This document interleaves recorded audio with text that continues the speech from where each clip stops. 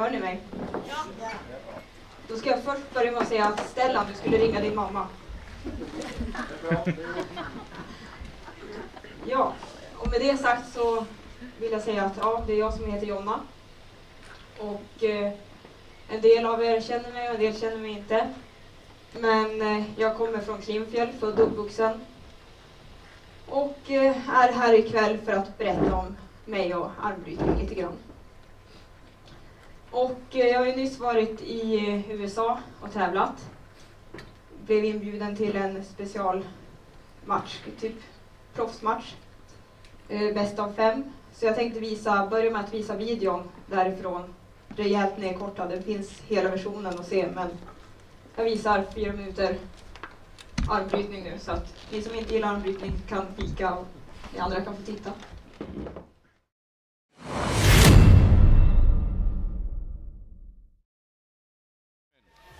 Are you ready for a women's match? The following contest will be a light middleweight best of 5 barn burner. Coming to the table, she is 5'3" and 115 pounds. She's competing out of Klippkjell, Sweden. She had great success on the international stage, and she is one of the young guns here in WAL. It is Jonna Blind! Very competitive. Right now, all eyes on this match, Ben. Yes. Right now, everything is on the line. Round 5. Let's hear it. Mike with the call. Hold your thumbs. Hold your hands. Go! Elbow foul. Foul on Beach. Oh, Valerie with the running foul. Valerie with the running foul. What do they call? Yep. Winner. She parallel pinned you over here. Ooh. You elbow foul, but she parallel pinned you after. Blind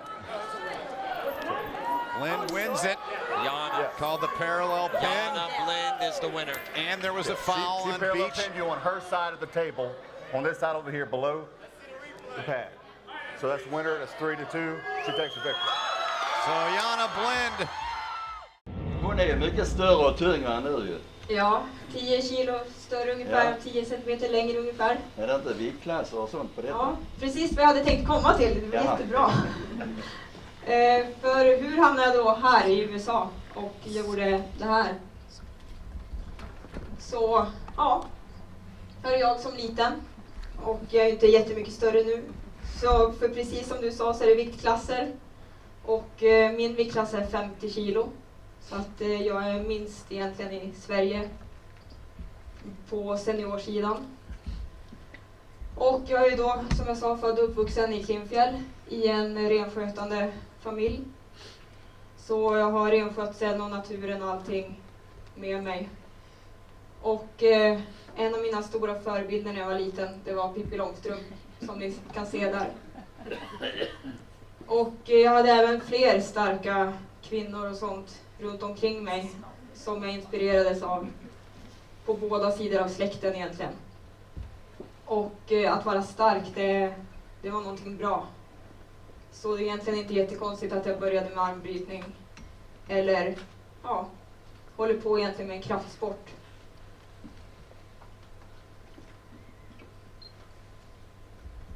Så när jag då började med armbrytning så började jag i Storuman armsport. Hörde av mig till dem och frågade om jag fick komma och träna. Det fick jag absolut göra. Så tyckte de att ja, men du var ju ganska duktig på det här. Ska du inte komma tillbaka? Ja, sa jag, det kan jag väl göra. Sen sa de efter jag hade tränat någon månad att ja, men det är SM i Lycksele i år. Ska du inte vara med och tävla? Nej, sa jag. Jag har inte hållit på så länge.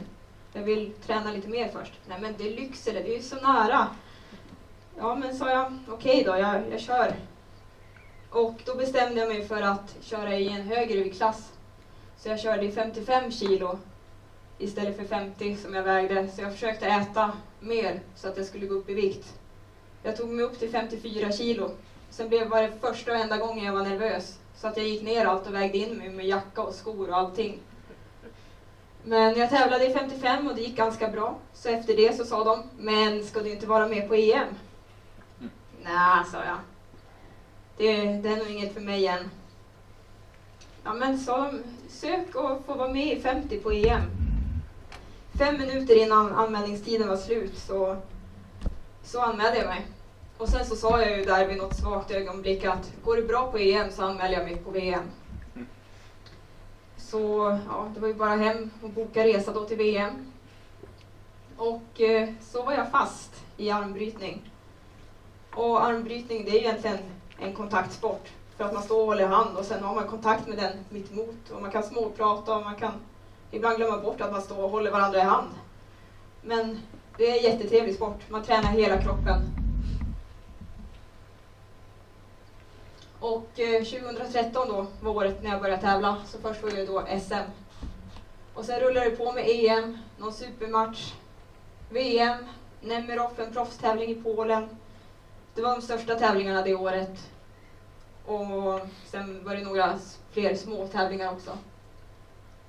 Så att det där är en bild från invigningen på EM tror jag det var.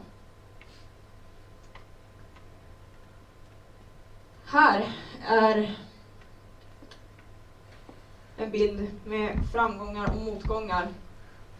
Så att det var ju väldigt mycket framgångar. Men inga framgångar kom utan motgångar. SM 2014 så slet jag av ledbandet i vänster handled. Det gjorde ju lite ont. Så att det blev inget EM och VM för mig det året. Men jag tävlade med andra armen.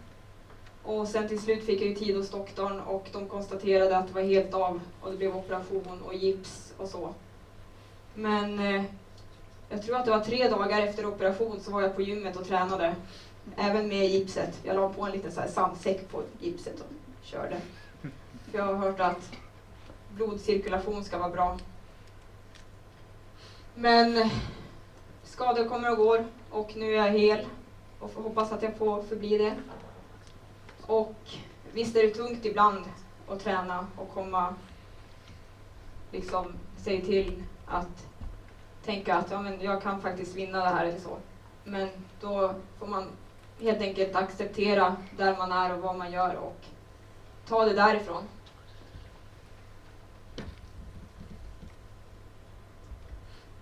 Så under de här senaste 3 åren, 2016, 2017, 2018, så har det blivit 3 stycken EM-brons. Och innan dess har det blivit ett VM-brons också. Men det här är ju egentligen mina största framgångar förutom då den här matchen i USA. Och det är ju mina bronsar. Och att vinna över personer som jag har kämpat länge för att vinna över. 2 av dem är på bild här på prispallen och 2 av de andra är sådana som jag har som mål att en dag kanske ta. Än hur omöjligt det kan kännas idag. Här är ett av mina favoritcitat, lite modifierat. Jag säger att en av er känner i alla fall igen det. Att konsten att flyga är att kasta sig mot marken och missa. För annars kan man inte flyga om man inte vågar hoppa. Och man måste ju våga hoppa för att ta sig någonstans. Och för att våga så måste man ju veta vad ens förutsättningar är. Det går inte att hoppa och veta att det är 10 meters stup och inte ha någonting som fångar upp en. Men vet man vem man är, vad man har och vad man gör så klarar man det mesta. Och allting är möjligt, även om man är en liten 50 kilo tjej från Klimpfjäll.